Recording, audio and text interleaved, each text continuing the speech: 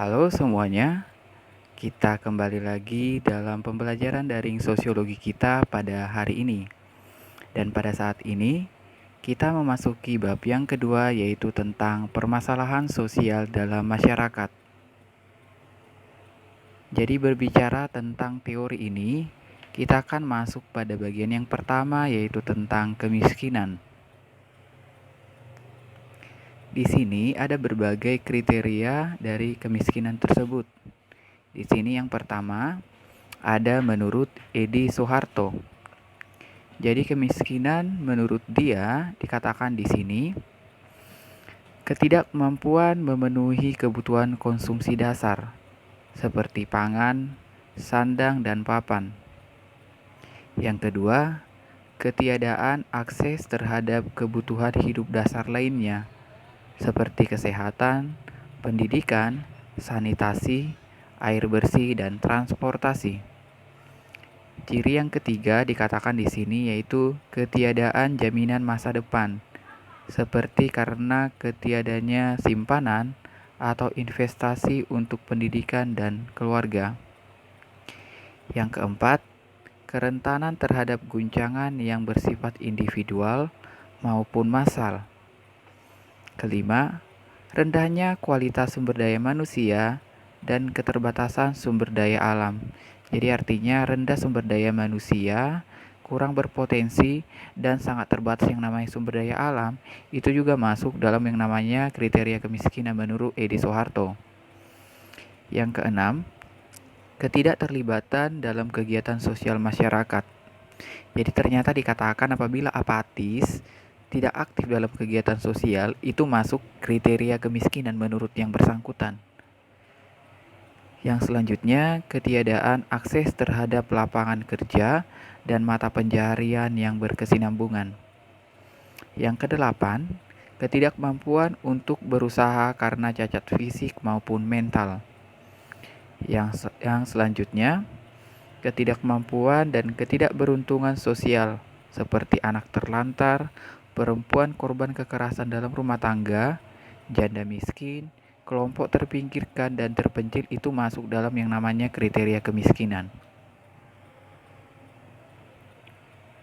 Selain dari yang bersangkutan, dari Edi Soeharto, ternyata kriteria kemiskinan juga ada menurut Emil Salim. Dia memberikan 5 karakteristik penduduk yang tergolong miskin. Jadi yang seperti apa itu?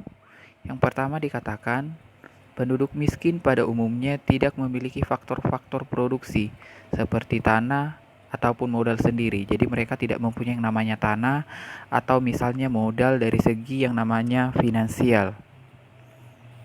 Yang kedua dikatakan, penduduk miskin lazimnya juga tidak mempunyai kemungkinan untuk memperoleh faktor produksi jika tanpa bantuan dari pihak lain. Yang ketiga, penduduk miskin umumnya memiliki tingkat pendidikan yang rendah. Jadi artinya apabila misalnya pendidikannya masih rendah, misalnya tamatan SD atau SMP, menurut Emil Salim ini adalah kategori dari penduduk miskin atau kriteria miskin. Yang keempat, penduduk miskin biasanya sulit mengakses fasilitas pemenuhan kebutuhan sehingga hidupnya tidak layak. Jadi kemana-mana mereka tidak bisa karena kenapa? Faktor dari uang atau dari dana tersebut tidak ada. Jadi mereka tidak bisa mengakses fasilitas untuk kebutuhan mereka. Yang kelima, di antara penduduk miskin, acap terdapat kelompok-kelompok beranggotakan individu berusia relatif muda dan tidak mempunyai keterampilan atau tingkat pendidikan memadai. Jadi artinya dia masih usia produktif tapi dia tidak memiliki keterampilan. Jadi ini masuk dalam kriteria kemiskinan juga. Selanjutnya tokoh yang ketiga yaitu Frank Ellis. Dia memaknai kemiskinan ini sebagai kekurangan sumber daya yang dapat digunakan untuk memenuhi kebutuhan hidup dan meningkatkan kesejahteraan sekelompok orang. Sedangkan tokoh yang selanjutnya yaitu Parsudi Suparlan.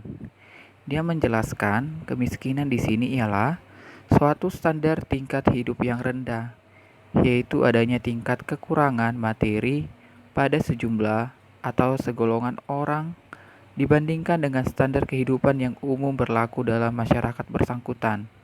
Rendahnya standar kehidupan ini secara langsung berpengaruh terhadap keadaan kesehatan, kehidupan moral, dan rasa harga diri dari mereka yang tergolong miskin. Jadi artinya menurut Bapak ini masuk dalam kriteria kemiskinan itu dikatakan di sini mereka sulit dalam mengakses kesehatan. Dan biasanya dikatakan juga dalam kehidupan moral juga mereka kurang, dan jadi akhirnya harga diri mereka juga dikatakan di sini kurang. Itu dikatakan di sini. Selanjutnya ada kriteria kemiskinan menurut Syahrir. Beliau mengatakan kemiskinan merupakan suatu kondisi tidak terpenuhinya kebutuhan dasar berikut. Kebutuhan dasar apa? Yang pertama dikatakan kebutuhan fisik dasar atau basic physical needs. Seperti apa? Bahan makanan, pakaian, perumahan layak huni, dan layanan kesehatan. Jadi artinya mereka tidak memenuhi yang namanya kebutuhan makanan mereka sehari-hari.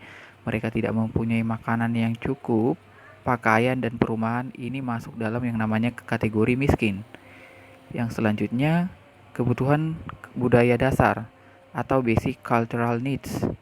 Di sini meliputi pendidikan, penggunaan waktu luang untuk rekreasi, dan jaminan sosial. Selanjutnya ada kriteria kemiskinan menurut Bappenas.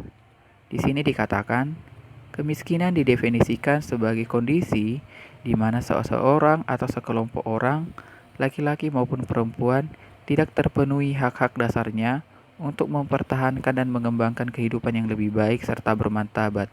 Jadi artinya mereka tidak mempunyai kemampuan untuk mengupgrade dari yang namanya kualitas dari diri mereka. Yang selanjutnya ada kriteria kemiskinan menurut BPS, atau dikatakan di sini singkatan dari Basic Needs Approach. Untuk mengukur kemiskinan, BPS menggunakan konsep kemampuan memenuhi kebutuhan dasar atau Basic Needs Approach. Artinya, dengan pendekatan ini, kemiskinan dipandang sebagai ketidakmampuan dari sisi ekonomi untuk memenuhi kebutuhan dasar makanan dan bukan makanan yang diukur dari sisi pengeluaran. Adapun yang disebut penduduk miskin adalah jika memiliki rata-rata pengeluaran per kapita setiap bulan di bawah garis kemiskinan. Di sini juga ada faktor-faktor dari penyebab kemiskinan tersebut. Jadi di sini ada 3 yang dipaparkan oleh Jonathan Hawthorne dan Shahidur R. Kankert. Mereka mengidentifikasi sejumlah faktor, yaitu yang pertama, karakteristik wilayah, yaitu mencakup isolasi atau keterpencilan secara geografis, persediaan sumber daya lingkungan terbatas, rendahnya curah hujan, hingga mempengaruhi kesuburan tanah serta keadaan iklim tak ramah. Yang kedua, karakteristik masyarakat. Ini mengacu pada terbatasnya infrastruktur penunjang kehidupan seperti jalanan yang diaspal, listrik, pasar, sekolah, dan klinik kesehatan, jauhnya jarak ke pusat pemerintahan lokal, serta hubungan sosial antar anggota masyarakat kurang erat. Yang ketiga, karakteristik rumah tangga dan individu. Di antaranya yang terpenting adalah yang pertama demografis, yakni jumlah anggota rumah tangga. Yang kedua, ekonomi, yaitu kondisi pekerjaan. Yang ketiga, sosial, yakni rendahnya status gizi, tingkat kesehatan relatif buruk, kondisi perumahan yang kurang layak, serta tingkat pendidikan yang tidak memadai. Jadi sekian penjelasan dari Bapak tentang faktor kemiskinan dan apa yang berhubungan dengan kemiskinan. Jika ada hal yang ingin ditanyakan, kita diskusikan pada forum diskusi kita. Salam sosiologi.